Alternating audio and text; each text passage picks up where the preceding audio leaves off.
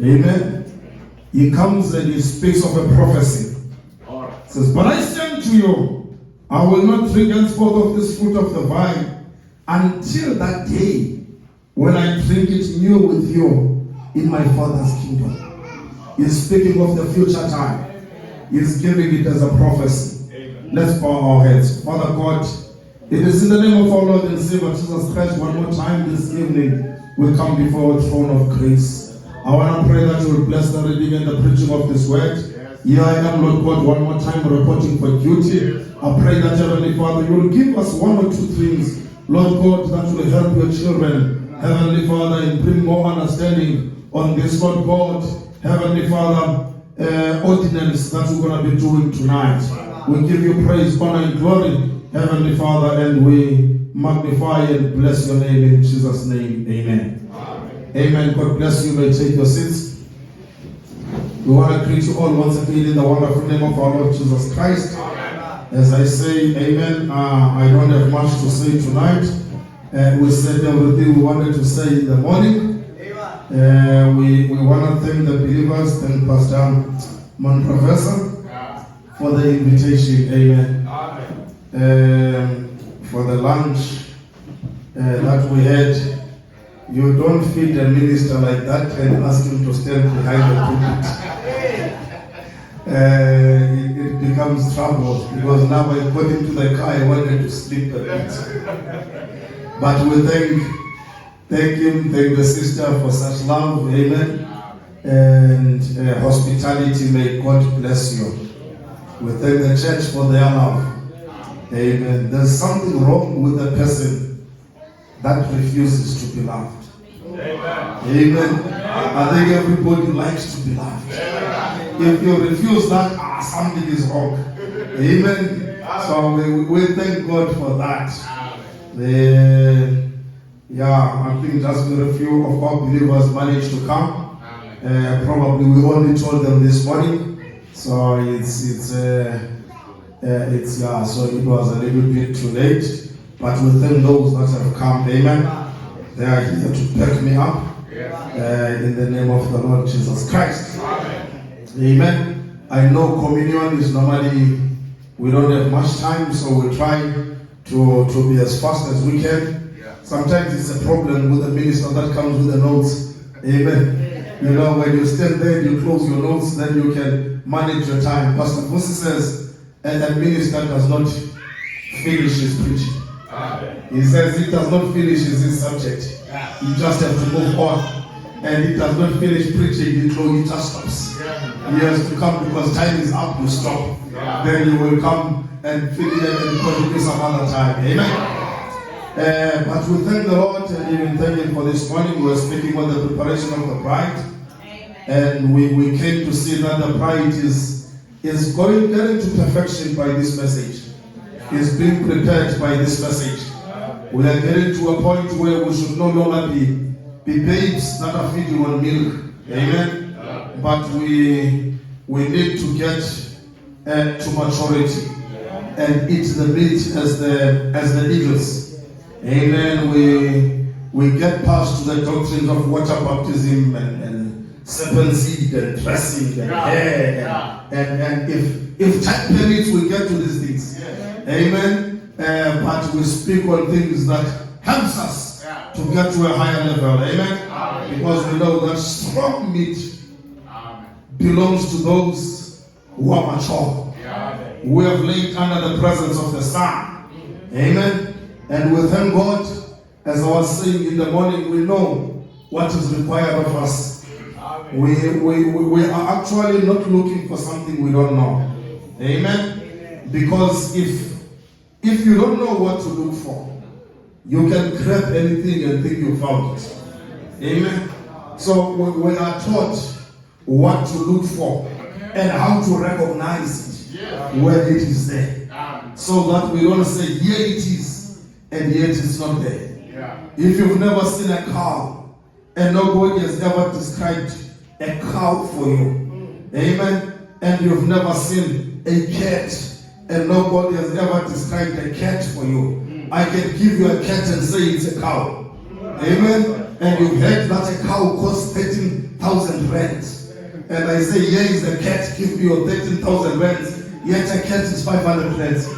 You pay 13,000 rands for something that's worth 500 rands because you don't know what you're looking for. You've heard that a cow costs 13,000 rands, but you don't know what a cow looks like. You don't know what a cat looks like. Amen. So we know what we are looking for. We have been taught how to recognize it when it is there. I want us to look at this mystery of communion. Amen. We are seeing it here in the middle of the Bible. Here in Matthew 26, where we have read about it. And when Christ comes and he gives communion, he breaks bread and wine. I want you to notice, amen, he is taking bread. And he is not cutting his flesh. He is taking bread and saying, this is my body, take it. He is giving them wine. He is not cutting some veins so that his blood can come into the cup. No, he gives them wine. And he says, this is my blood. Amen. So when we do it like this, it's exactly how he has done it. And he said, this is my body.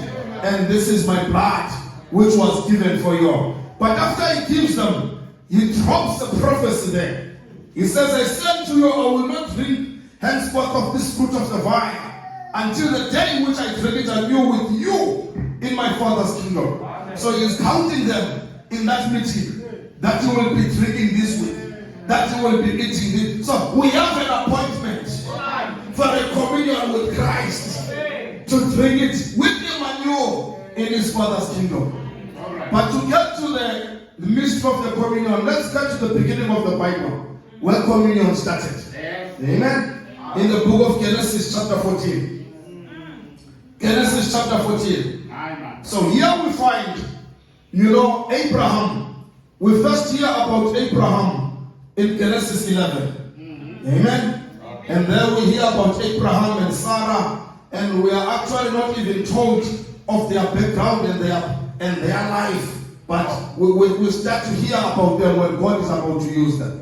Amen. That's why, as for myself, I don't get much interested as to what you were doing, what is your background, what kind of sins you were doing. I'm interested in your life when God started to deal with you. Amen. Because that's what is important. We are not important in digging in all your failures you had and all that has happened. What is important is that God started with you in this time. And then we look at what God has, the journey that you've been having with God.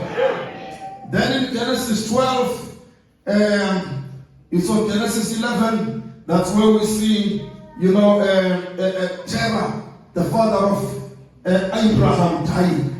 Then in Genesis 12, God calls Abraham out of his kindred, out of his father's children. Amen. And then Genesis, he comes out with Lot. Genesis 13, God separates him from Lot. So he gets a total separation. There's none of his members of his family with him. So he goes alone with God. Then we come to Genesis 14. Here in Genesis 14, Lot is already now living in Sodom. Amen.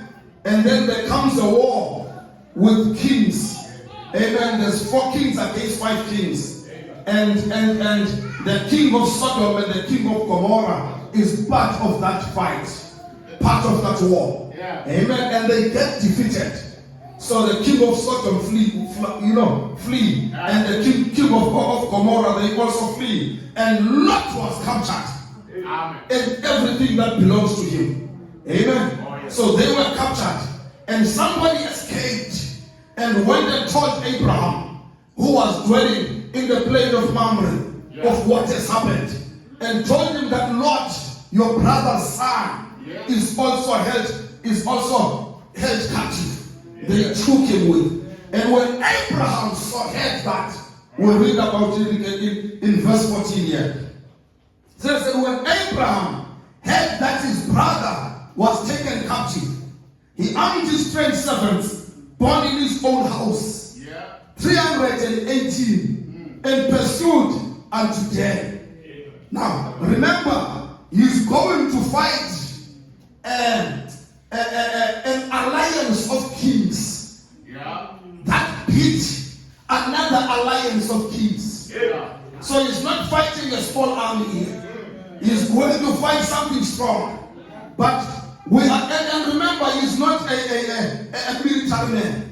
Abraham is just a shepherd. He's a prophet. Yes. Amen. But he had servants that were trained, born in his house. Yeah. He's not borrowing there and asking God and asking for help from the other kingdoms. No, he's taking from here. Yeah. Because he knows what he has, that God has given him, is enough.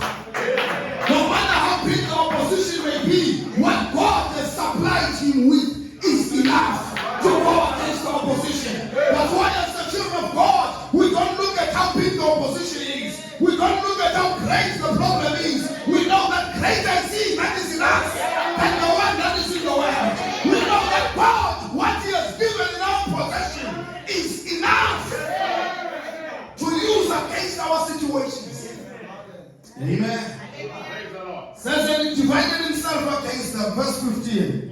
He and his servants by night, and smote them, and pursued them unto Hobah, which is on the left hand of Damascus. And he brought back all the goods, and brought again his brother Lot, and his goods, and the women also, and the people. Verse 17. And the king of Sodom went out to meet him after his return from the slaughter of Chedorlaomer, and of the kings that were with him at the valley of Shari, which is the king's day. So this is an ethnic king. This king of Sodom that was defeated. Now in verse 18, it's the heavenly king. It says, and Melchizedek, king of Salem, king of Jerusalem, king of peace, king of shalom. Amen. Brought forth bread and wine. Bread and wine. It was not something, supernatural out there. He brought bread and wine. What we use today, what Jesus used, amen, and said it's his body and his blood. It was bread and wine. Not even a cake and grape juice. It was bread and wine. Amen. And he was the priest of the Most High God. And he blessed him and said, blessed be Abraham of the Most High God, possessor of heaven and earth. And blessed be the Most High God, which has delivered thine enemies into thine hand. And he gave him tithes of all. Amen. Amen. So we find that this thing happens when Abraham, it happened after Abraham had totally separated from all unbelief. Amen. Before God could give him a promise, he had to totally separate from all unbelief. Melchizedek could not give him bread and wine. Amen. With him still walking with Terah. With him still walking with Lot.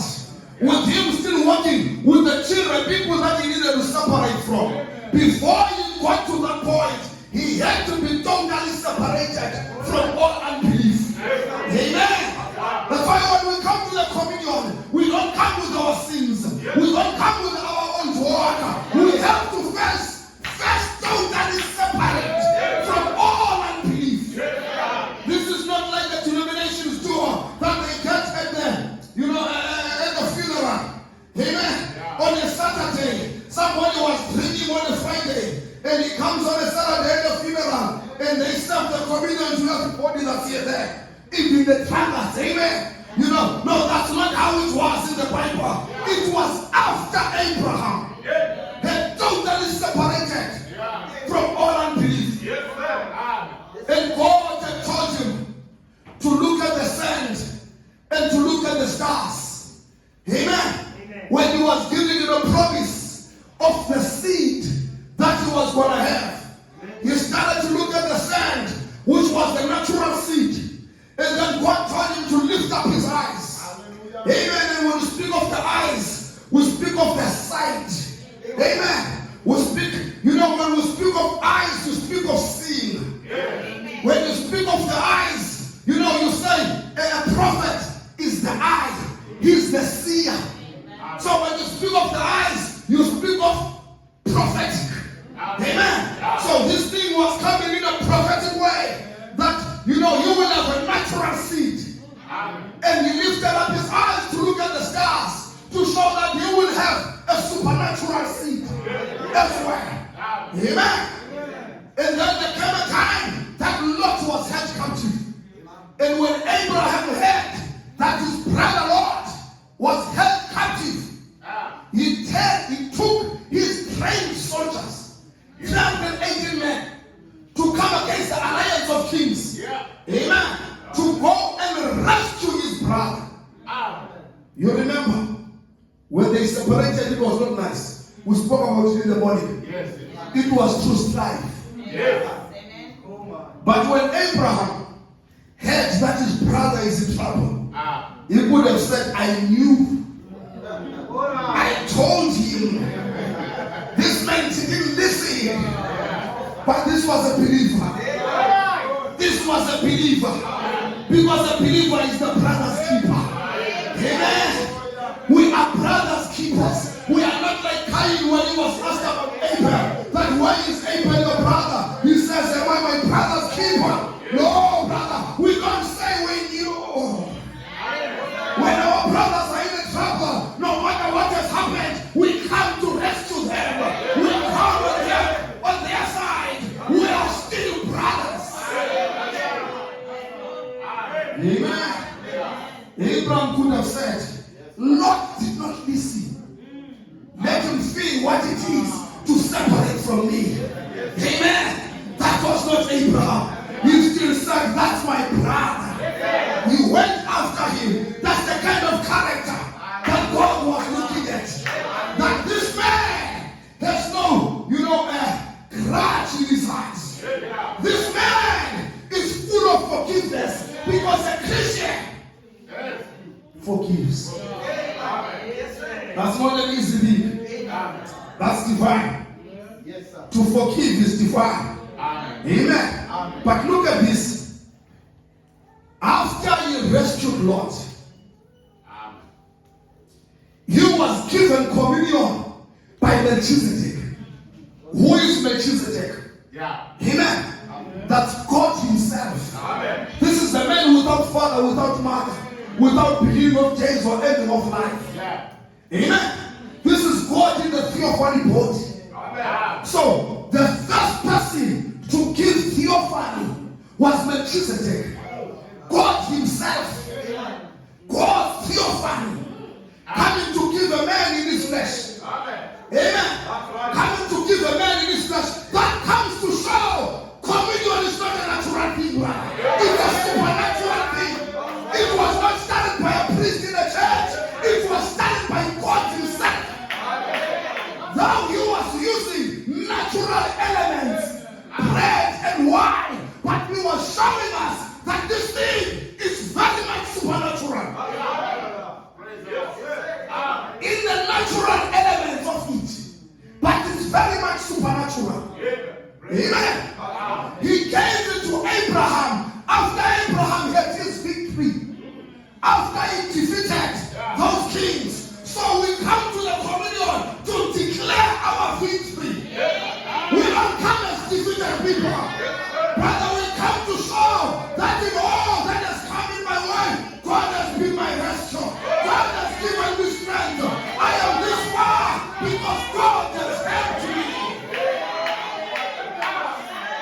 We don't come to communion as cowards.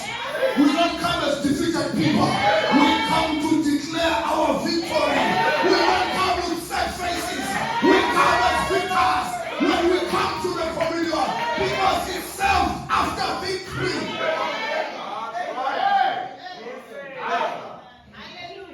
One thing, it's not a natural thing. I want us to catch that one because it was set by God. So it's not natural. It's something supernatural. But he made it easy for us. He gave bread natural, wine natural, from a supernatural being. After he gives Abraham the communion, he blesses Abraham. There's a blessing that comes with the communion.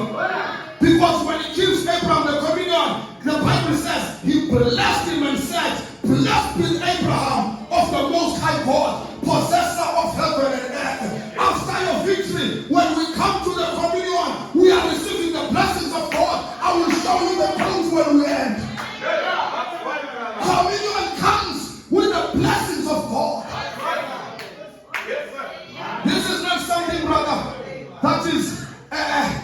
ritual. It's not something that's just common that we come every month and we take communion and you get used to it. This is supernatural and it comes with blessings. It happened when Abraham had played a part of a redemption. He went to redeem Lot. The Bible says he brought all his goods, all that Lot lost, and women also, and children. So Lot lost nothing. Abraham played the part of a redeemer. And redemption is not replacement. Redemption is not replacement. Redemption is bringing that which was lost. Amen. But Branham says redemption has two parts. And Lot did not play both. I'm going to show you. Redemption has two parts. You come out of and you get into. Amen. You come out of. That's why Lot's wife died outside of. Because he did not get into. And redemption has those two parts. And redemption has three phases. Amen. It's for three phases. Because when Christ was redeeming us, he took three phases, three stages of redemption. The first one, amen, is the purchasing one. When he paid the price in full, with no discount on Calvary. But redemption was not done then. That's why the denominational people are missing it. Because they are sticking to Calvary. But Calvary was not everything. Calvary was a great thing. That's why Brother Branham says you need to take a trip to Calvary. You won't come back the same. But that's not everything. It was one part. It was one phase of redemption. When he was playing the purchasing work. It's like a young man getting married. I hope I'm not going to get into trouble. You forgive me. Pastor said if I get into trouble. Are you walking eyes when you speak in that subject? Amen. It's like a man when he's getting married. The first thing you do, you send your Eliezers with a lobola. Is that right? You send them with a lobola. That's a purchasing price. Amen.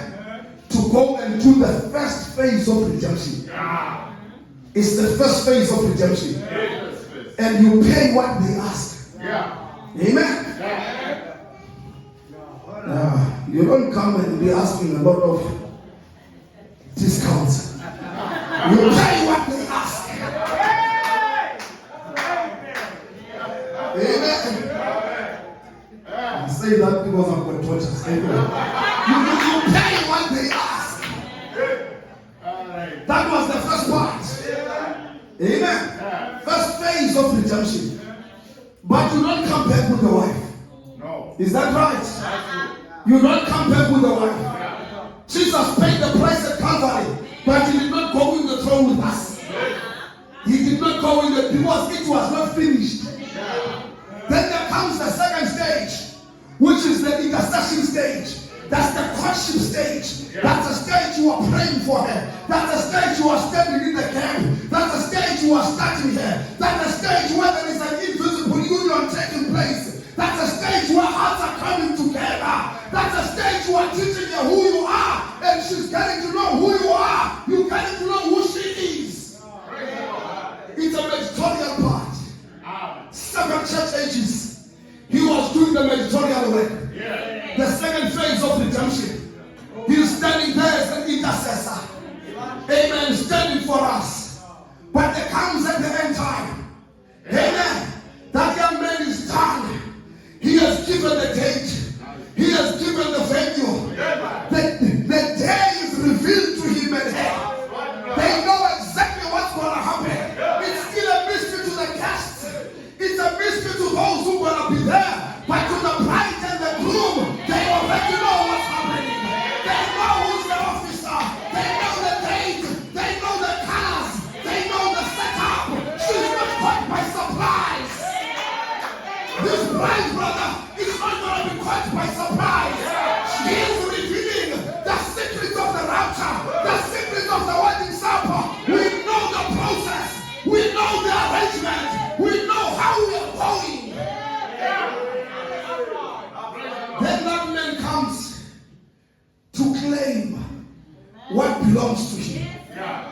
He has paid the price in full. He has stayed, amen, in the mediatorial work. Now he's coming to claim. Here he comes down, 1 foot on the land, 1 foot on the sea. He's coming to the final stage of redemption, the claiming stage, to claim what belongs to him. It has 3 phases. Amen. So Abraham was playing a part, but there's a part that Lot did not take. Because redemption is coming out of and getting into. Lot loved Sodom so much. So much, this man. You take him out of Sodom. He says, thank you. He goes back to Sodom. He loved it so much. He separates with Abraham. He goes to Sodom. He's held captive and Abraham helps him, takes him out of Sodom. He says, thank you. He runs back to Sodom. There are people like that, brother. You preach them out of the world. Every small opportunity they get, they go back to the world. Pastor, I must confess, this has happened again. I don't know what. I found myself back. You help and you deal with it. It's 2 months later, the person has gone back again. Lord, at least, Lord was saved in that God destroyed Sodom. If God did not destroy Sodom, Abraham could have still been struggling. But on your side, God is not destroying the world. You need to make a total separation right now. God go back and forth and think what is going to help you by destroying what you are struggling with. You need to destroy it yourself. Amen. So here we find that Abraham played that part. But he was blessed. Amen. So he was blessed by receiving communion. Amen. It came with a blessing. Then we find Jesus said there, I will not drink henceforth of this cup, of this fruit of the vine, until that day when I drink it anew with you in my Father's kingdom. Now we saw communion in the beginning of the Bible. We saw it in the middle of the Bible. Let's go back to the scripture we were speaking on this morning, where we see communion at the end of the Bible. We were reading in Revelation 19 in the morning, when we were speaking in the preparation of the bride. Let's go back there. Revelation 19, verse 7. Let us be glad and rejoice and give honor to him, for the marriage of the Lamb is come, and his wife hath made herself ready. And to her was granted that she should be arrayed in fine linen, clean and white, for the fine linen is the righteousness of the saints. We spoke on that in the morning. And he said unto me, right, blessed are they which are called unto the marriage supper of the Lamb. And he said unto me, these are the true sayings of God. Communion is the Lord's Supper. Amen. It's the Lord's Supper. And the climax of the Lord's Supper is the wedding supper. Amen. So this is, we see the fulfillment of Matthew 26, verse 29, when Jesus said, I will not drink of the fruit of this vine until I drink it with you in my Father's kingdom.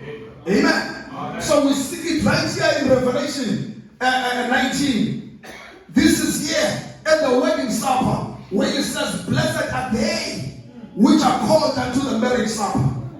These are they which is part in the first resurrection, which is the overcomer's resurrection. Amen. These are they who have overcome in their ages. They get to be invited to be part, amen, of the wedding supper. So we see here that communion at the end of the Bible, with Jesus drinking the fruit of the vine, and knew with his people, with his bride in the Father's kingdom. Amen. Yeah. And this is the climax of the communion right here. Amen. And we see that it has happened at the time of the wedding supper. Amen. And the wedding supper happens at the last trump, as we have said in the morning. Amen. It happens at the last trump because there's a voice, there's a shout, and there's a trump. The voice is the calling message that brings the bride together. I mean the shout. The shout is the gathering message to bring the bride together. It's the voice that we see in Matthew 25. That says, behold, the bridegroom coming. Yeah. That's the shout. It says, behold, the bridegroom coming. And it comes into two groups of people. Because in Matthew 25, it was two groups of people. In Genesis 12, it was two groups of people. When the shout came in Genesis 12 to call Abraham, Lot is there. So the shout came, and there's two groups of people that heard it. It's Abraham and Lot. Matthew 25, the shout went forth. Two groups of people heard it, the wise virgins and the foolish virgins. They both hear the voice of the one, not the voice of the two, not the voice of the bride, the voice of the one. Because you go to Matthew 25, it's one with the voice that goes to do the calling, and it goes to two groups of people. But that shout tells the separation right in that two group. It tells them it's a lamp trimming time, and a lamp trimming time is not a picnic time. A lamp trimming time is a serious hour. Amen. A lamp trimming time is a time we're strengthening ourselves with the word. So it goes and calls the two groups. But it brings the bride together. Amen. It does the separation and brings the bride together. Then comes the voice. So we saw this shouting brought Mary and Martha together. Then comes the voice. And the voice is the invisible union. It's the marriage between the body and the head. Amen. The head and the body are becoming one. Giving the voice to the bride. The Bible says the voice of the groom has become the voice of the bride. Amen. It is in the shout where the world will hear direct from God again, as the world is hearing from the voice of the bride. It is in the voice, amen, where the bride under her messenger becomes the final voice to the final age. It is in the voice, amen, where the voice turns from a one man to a many member bride. It is under the voice when there comes the voice of resurrection. That's why the Bible says, those that are living shall not hinder those that are asleep, but those that are asleep are waiting for those that are living to come to perfection. Because it's the perfection of the bride that will crown the resurrection of the sleeping saints. So the voice is in the bride. It's the perfection of the bride. The voice is the invisible union. The voice is Abraham meeting with Melchizedek. Amen. It's Abraham meeting with the supernatural one. The shout, Lot is there. They both hear the call. Genesis 12. The voice, there's no Lot there. Amen. It's Abraham meeting with Melchizedek. It's the invisible union. In the voice, they won't catch it because it's not something made plain. It's God invisibly, coming together with the bride. It's the bride stepping stepping into her ministry. And the trump is the marriage supper of the Lamb. Amen. Where also, so to the bride, because remember, the seventh trumpet, you read it in let's read it. It's in the Feast of Trumpets, paragraph 245. Amen. It's in the Feast of Trumpets. Let's jump and look for it there. Praise the Lord. It's in paragraph 245, I think. So he says there,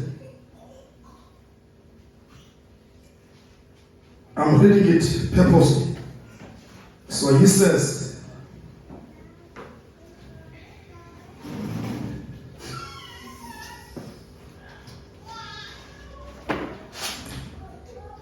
Amen. Hallelujah. No, don't worry, I'm gonna get it. I will stop at the right time. I wanna get it on the Feast of Trumpets. Amen. It's a quote right there, but he says that this seventh trumpet is to the Jews as the seventh seal is to the Gentiles, to the bride. It says the seventh trumpet is to the Jews as same as the seventh seal is to the bride, the Gentiles. So to the Gentiles, it's the wedding supper. Right. 3.5 years. To the Jews, it's the coming down of the Son of David at the last trump to come and call the 144,000. They happen in parallel. Amen. So to Israel, it comes as the seventh trumpet. Amen. And it is at that hour when he comes as the Son of David. Today he has come as the Son of Man. So we find that it's the wedding supper, which is the trump. So this communion is taking place at the last trump. And the last trump can only happen when the battle is over. When redemption has taken all three phases. You go to the last trump when redemption has done all three phases. And the battle is over. That's why in Genesis chapter 14, Abraham received communion when the battle was over and he had overcome. Amen. And Abraham being called out when God came down, that God of glory in Revelation in Genesis 12 had come down and he called him with a shout message and gave him an unconditional covenant. Amen. And he was showing election to Abraham. And he called him by his name in Genesis 12. And the two groups went out, but there was a separation. Then he gave him the communion. Amen. And between that time, he had to completely separate from all unbelief and get a real revelation of the promise. So we know that what we are partaking of here, there's going to come a time we will eat it with you at the Lord's Supper, which is the climax that we are looking at. So it's something very important. When we take it with blessings. When we take it as supernatural. When we partake of it, we declare our victory. When we partake of it, we know that redemption has taken place in our lives. There's a mystery in the communion. Amen. When we take it, we remember Calvary. Because he says, as often as you take this, do this in remembrance of me. As we take it, we remember Calvary. Amen. We do acknowledge that he was made sin for us. Amen. We take the emblems, the natural bread and wine. As we take that, it's an outward act that shows that we understand 1 John 3 verse 9 that says, whosoever is born of God does not commit sin. For his seed remaineth in him. And he cannot sin because he's born of God. So we are not taking it with sin in our lives. We are taking it knowing that we are born of God. And whoever is born of God does not commit sin. We are testifying of Romans 6, verse 6 and 7, that says that knowing this, that our old man is crucified with him. Amen. That the body of sin might be destroyed. That henceforth we should not serve sin. For he that is dead is free from sin. Amen.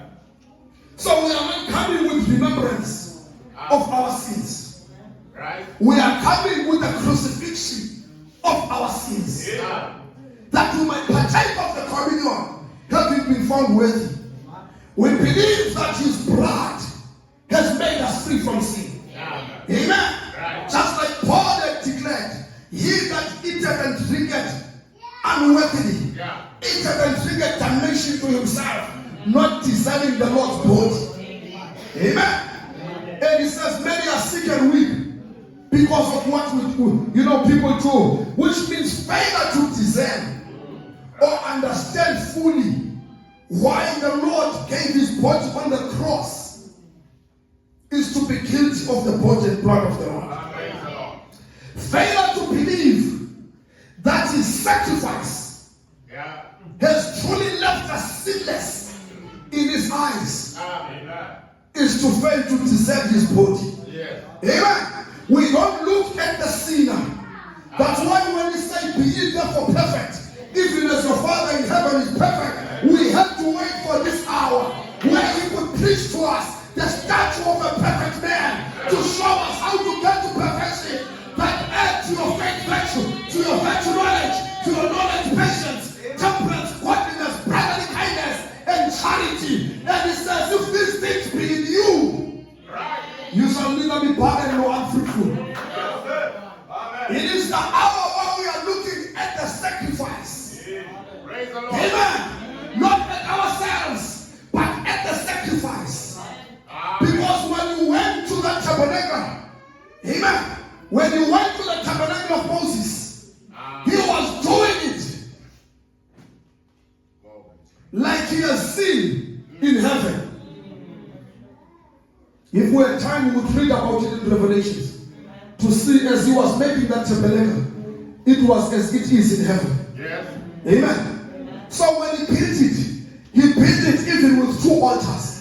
Right. There was an altar of sacrifice, which was an outside altar that everybody had access to. And then that outside sacrifice, that's where a person had to give a lamb for a sacrifice. And that lamb was saying, I should be dying because of my sins, but this one is dying in my place. So a sinner would leave all his sins at that brazen altar, which was on the outside of the tabernacle. Then he needed to walk to the inside. But going to the inside was not for everybody. Not everybody qualified to go to the inside. Going to the inside was by birth. You had to be born of the family of priests. You had to come from the house of Aaron. You had to be part of the priests. That's why, brother, in the outer court, everybody has access. In the first pool, everybody can have access. But as we go inside, it is by birth. Not everybody has access. That's why even new birth was never preached for the first time to the drunkards, the sinners and the prostitutes. New birth started with the priest. It started with the priest at the house of God. To Nicodemus, you must be born again. That's why new birth we preach it in the house of God. We preach repentance to them. But when we come here, we say you must be born again, because new birth belongs to priests. Do you know? I'm still going to go to that. Give me 10 minutes. Or I still even have 20 minutes, but give me 10 minutes. All right. I'm going to go to that. I was speaking about this access here as you are going inside. But new birth, do you know that it even gives you access, or it even shows that you've got bodies in heaven? Because without new birth, there's no theophany. Amen. Amen. Without new birth, there's no theophany. The Bible tells us that our theophanies is our inheritance in heaven. And the new birth is the purchase, the down payment of our inheritance. That's why we find in heaven there are souls under the altar that are crying for revenge because they were never born again. Branham says those souls are those that were killed under the sixth trumpet in the fifth seal by Aikman and Stalin and all them under the Second World War. Amen. And he says they died without knowing Christ. They died not having new birth. So they are there, not in their theophany bodies. They are souls under the altar. And Brother Branham says they are not under our altar. They are not under our altar. He says they are under the altar of sacrifice. Because in the tabernacle there were two altars. There was an altar of sacrifice outside. Everybody had access. But the altar of incense, which was by the throne, and before you enter the holies of holies, not everybody had access to that one. It was only the priests that had access to that one. And in order for them to get to that one, they needed to go to the brazen laver and be washed. Be washed. They needed to be anointed with oil. You don't go inside there without the Holy Ghost. They needed to be anointed with olive oil. They needed to be sprinkled with blood. And the blood was sprinkled in the ear. It was sprinkled in the right arm and in the right toe to show that they had to have the right ear hearing. They had to be careful how they hear the word. The words had to be right. And the walk had to be right. Amen. And they had to be given garments. Take off their old garments and take new garments, which is what we spoke about in the morning. Then they entered inside to go to the altar of incense and to the ministry of Revelation 8. Amen. And the altar of incense. Helping their bodies. If this earthly body be dissolved, we have a body waiting for us eternal in the heavens. Brother Branham says, because they don't have eternal life. He speaks about the foolish virgins. He says they don't have eternal life because they died without the Holy Ghost. They will not go to the millennium. They will be raised in the general resurrection. And he says they will receive eternal life. A judgment when he separates goats from sheep. But when it comes for us, he does not take us to judgment. Brother, he says for the bride, judgment is at the house of God. For us, we are judged behind the pulpit, so that we don't go to judgment. Amen. So that we don't go to judgment. But he prepares us right in this life that we enter in being righteous and holy. So to take communion, we look at the perfect sacrifice. We look at what he has done for us. We look at what he has accomplished for us at Calvary. Amen. And to take that communion while still under condemnation because of sin that we have committed is failure to believe that God's word in 2 Corinthians 5 verse 21 that says, for he hath made him to be sin for us, who knew no sin, that we might be made the righteousness of God in him. Amen. God bless you, Brother Daniel. You come on, we are closing. Amen. So when we have sins, that's why we are commanded to confess. Amen. I'm going to read you a last quote here. But if there's anything that you must catch is, communion is not natural. This is supernatural. It was first served by the Melchizedek himself. When you partake of it, you are blessed.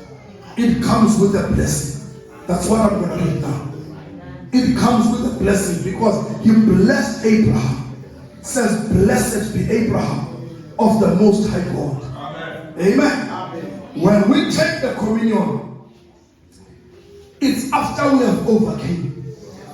We are declaring our victory. We are declaring our victory. And Christians, they look at the victory in the midst of the trial. They declare the victory in the midst of the war. We fight from the position of victory. Amen. We don't fight. We fight a fight that we know it's already been declared. From the position of victory. It's like getting a boxer, brother. Mike Tyson getting into the ring. This man knows if I spend three rounds with you, that's too much. Already for him, it's not whether he's going to win or not. It's how long are you going to stand before me? He's just counting how long you're going to be able to stand before me. I'm not going to 12 rounds with you. If you reach 3, you stood long. He was getting into the ring from the position of victory. I'm not preaching sport, I'm making an example. Amen. That's why you could fight so many fights in, 15 fights in 1 year. Because that man was not doing any work. He goes there, 1 round is finished. Fight is over. Even the people are complaining. We pay so much money to come and watch. And here you don't even give us something to watch. You give him 1 punch down, we go. When we have paid so, he came from the position of victory. When we get to fight our battles, we want them to know victory is ours. Victory is settled. We fight from the position of victory.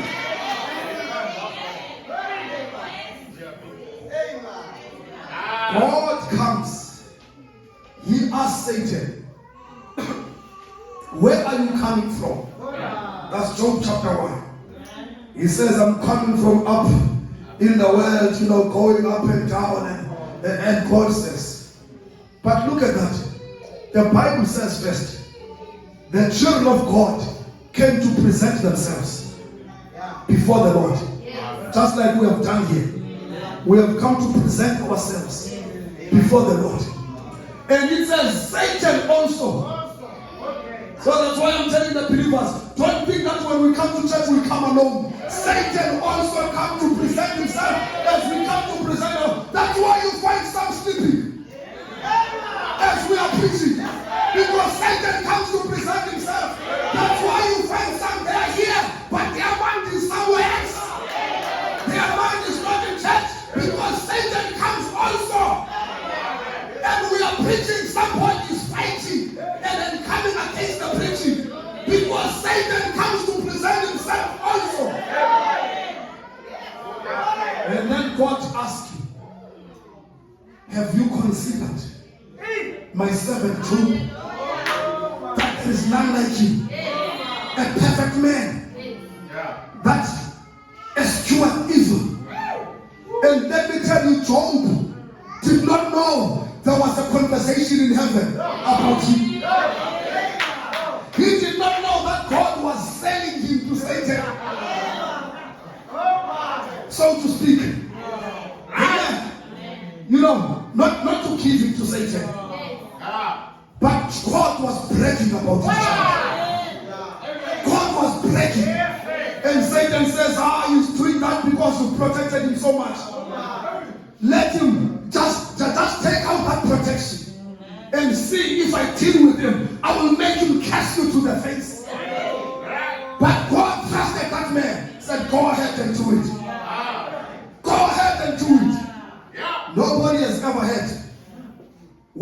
Job had. Nobody has ever had trials like Job had. But the Bible says, when all this has happened, read it from verse 20 to verse 22 in Job chapter 1.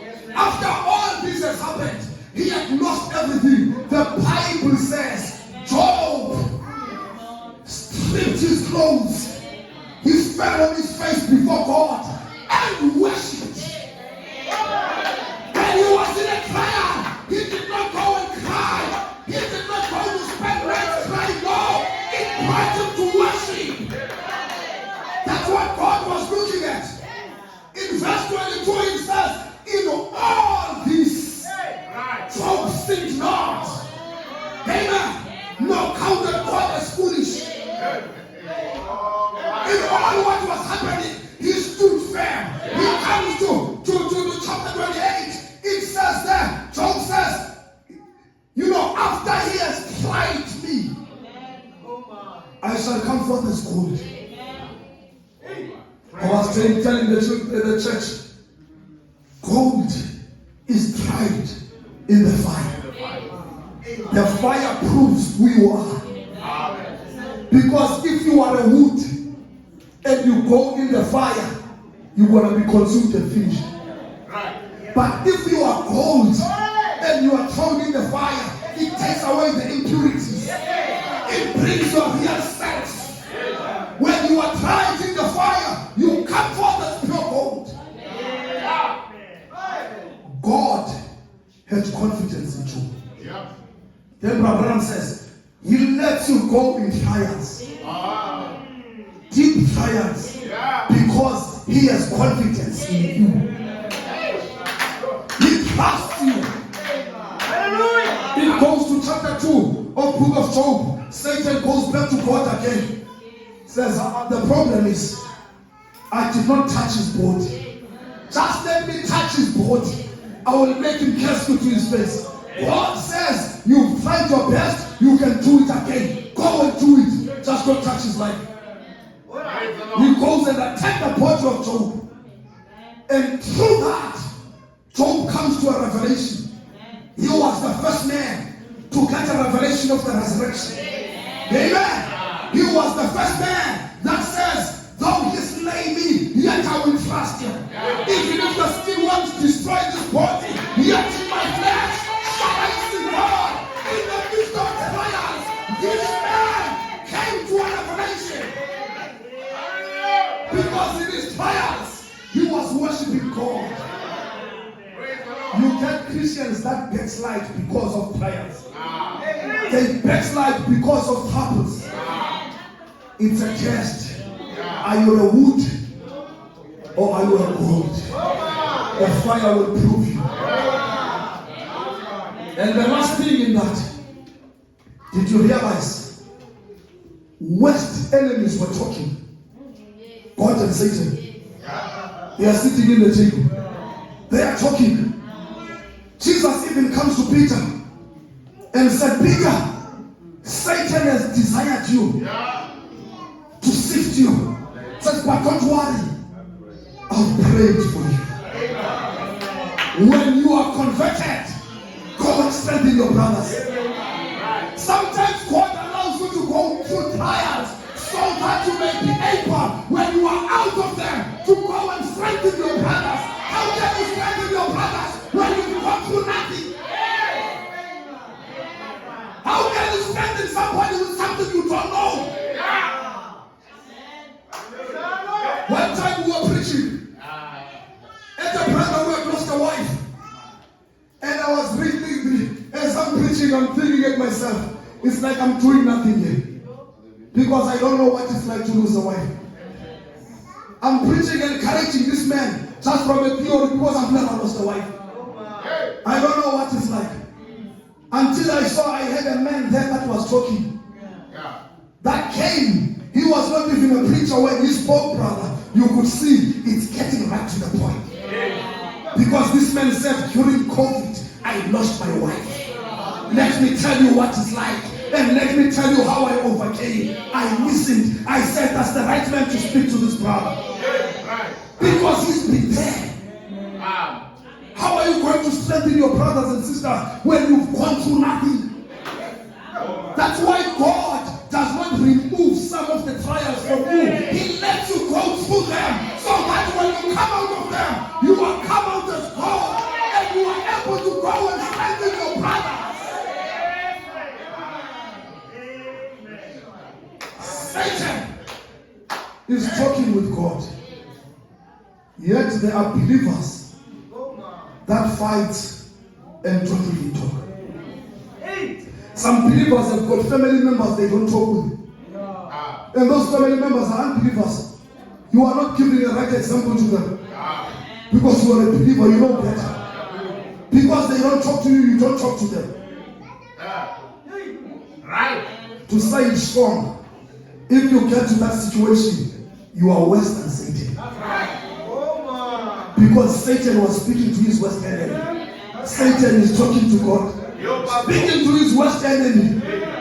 If you say you are a believer, you can't speak to your enemy. God help us. That's why forgiveness is for believers. It's not easy. How do you forgive somebody that does not even recognize and acknowledge that is wrong? Let's read this quote as Pastor One Professor comes. It's in the message of communion. I want to speak about the blessing when God is blessing Abraham when he partake communion. This is in the message of communion preached in 1962, 0204, paragraph 134. I will just read it and the pastor will come forward. It says, these little parcels, that is kosher bread, made without lead, seasoning and so forth, which represents the body of the Lord. It is not round. It's broken all pieces. This is my body which was broken for you. That's why the pastor takes it and breaks it. To show it represents the body that was broken for you. It's because that it means his broken body that was broke for us. And may God grant his blessings to everyone that eats it. May God grant his blessings to everyone that eats it. Now it's not the body, it only represents the body. I have no power, no one else does, to make it anything but bread. That's what I was telling you, it's supernatural, but it's still bread. He says, God alone. That's what he told us, to eat this bread and drink this cup of the wine. He says, now let us bow our heads. He prays, most holy God, whose servants we are, in the name of Jesus Christ, sanctify this bread, for its intended use to make us, as we receive it, remember that our Lord was crucified, and his body precious and holy, it was mingled with stripes and thorns and nails for us. Let me jump to paragraph 137. Now he's praying for the cup. He says, when I see this blood of grapes, I know it represents the blood that came forth from the Lord Jesus' body. Now he says the blessings. May ever who receives this, number one, have eternal life. That's the blessings that comes with communion. This is the prophet of the hour saying, may ever who receives this have eternal life. May sickness depart out of their bodies. One time I went to see an old sister going with Pastor Sam that was at home. We gave her communion. It brought healing to her. She came to church.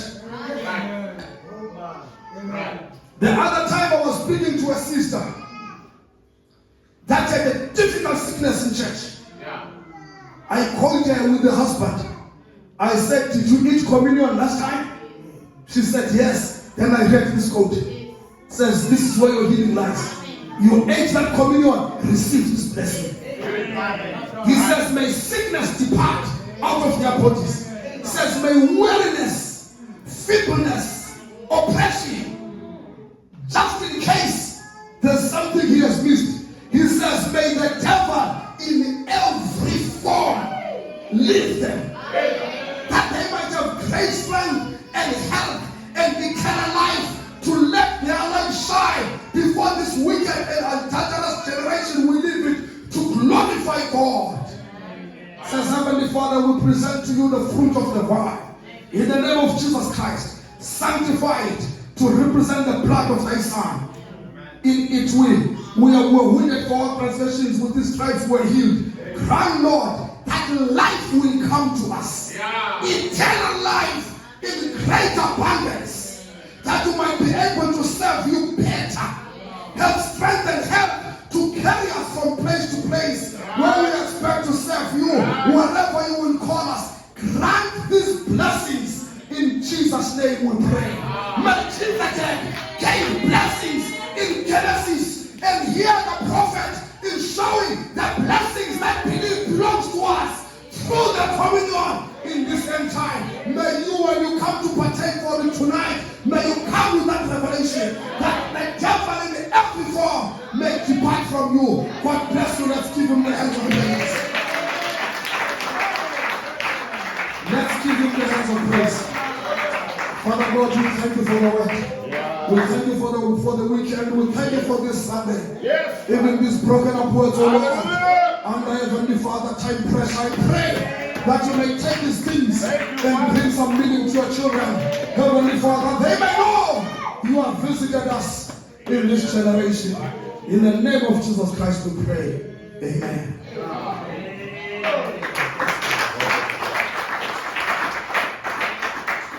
Praise the name of the Lord. If you have ever read the story of Abraham meeting Melchizedek, and you were just seeing it in the Bible, do you know how it happened? It's exactly how it happened tonight. Amen. Amen. Amen. The thing is, sometimes we take these things off somebody. But if I may tell you the truth, for the past 1 hour, it was a Pastor Sivuyile. It was Melchizedek.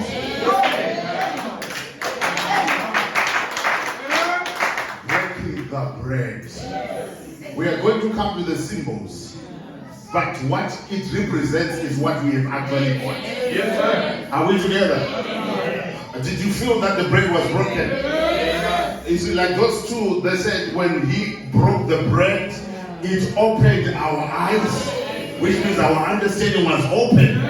So it's not Genesis 14. The Genesis 14 tonight was in repetition.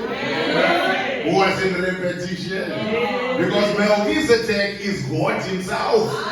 But where is Melchizedek today? Melchizedek is in the hearts of men. Melchizedek is ministering from within the fivefold ministry. And you are Abraham getting the bread from Melchizedek.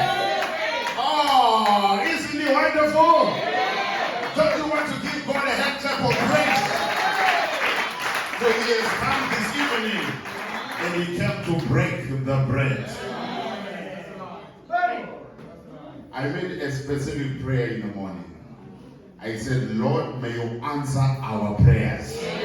May you answer us the needs that we have in our house. My prayer was specific to our requests in our house. Praise the name of the Lord. And as the minister was preaching, there is a time where I felt God was taking him out of his notes. And he's speaking about Job. When he's speaking about that, I said, there goes my answer there. It's not a man, it's the Holy Spirit breaking the bread of life. Are you here this evening? It feels different today. It's important that we have this kind of services. Why? Because we are now coming with an understanding, is that right? We are going to come here with an understanding. I'm going to narrow it down a little bit. Probably you might have a sickness this morning, isn't it? That sickness that you are not able to share with the next person. Maybe you don't want anyone to know about it, but God knows about it.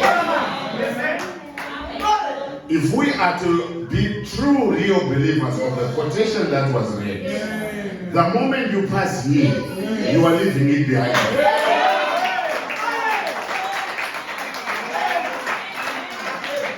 If you want to prove it, go early morning tomorrow to the same doctors that gave you the diagnosis. If you want to make it more refined, go back tomorrow morning to the same doctor that gave you the diagnosis. He will tell you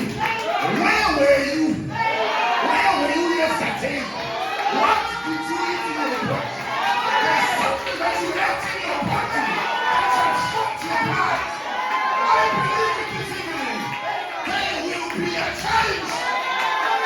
There will be a change. Come with that attitude. Come with that attitude. Come with that attitude. The Lord is going to bless you. There's a time where Brother Branham says, may the devil in every form. I don't care what kind of a form. I don't care what kind of a form. May the devil in every form. When we partake of the bride, may he go in the name of Jesus Christ. In the name of Jesus Christ. Do you believe it right now? This is communion time. This is communion time. I believe it. You believe it. That settles the matter. That settles the matter. You believe it, sister? That settles the matter. That settles the matter for you. I said that settles the matter for you. He is here right now. He is here right now. You can believe it. You can reach out and touch the Lord as he passes through. Hallelujah. Praise the name of the Lord. Oh man. Praise the name of the Lord. There's never been a Sunday like this Sunday. We are coming here for transformation. We are coming for transformation. And go back to your job. Go back and claim your job. Go and claim your promotion. Go and claim whatever you need. Your heart's desire. God will give it to you. God will give it to you. God will give it to you. Isn't he wonderful now? Hey. Praise the name of the Lord.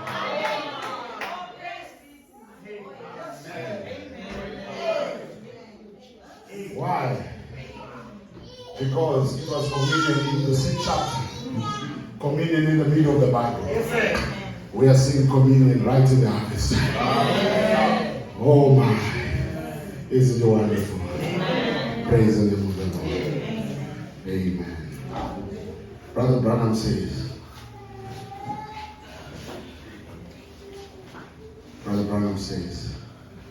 sanctify the wine. I'm adding another quotation. Sanctify the wine for its intended purpose.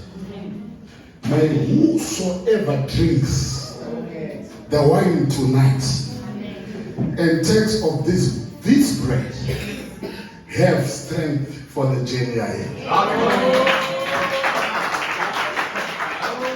May whosoever drink of this wine, partake of this bread, have what? Strength for the journey ahead. That lays ahead. Grant it, Lord. May they be healthy. May they be what? Healthy. And strong and filled with your spirit till Jesus Christ. They are not healthy until next week. They are not healthy until next month. They will be healthy till Jesus comes. It's a permanent solution. I believe that communion is one of the solemn, sacred, sweetest worships. It's the most solemn, sacred, sweetest worships there is in the church service. Praise the name of the Lord. So we are coming to the sweetest part of worship tonight. Praise the name of the Lord. I want to think of your life tonight. We're going to open the Lord's table. Brother Branham says it's not a closed one. It's open for every true Christian believer to come to the Lord's table. Are you ready for that? Praise the name of the Lord. I wonder, is the pastor still close by? I don't know. Maybe whoever is closer to him, maybe who knows where he is. I'd love that you can just be with me at this time. Praise the name of the Lord. So what we're going to do, this is 23:7. We want to try, Brother Bongile, you are a deacon everywhere.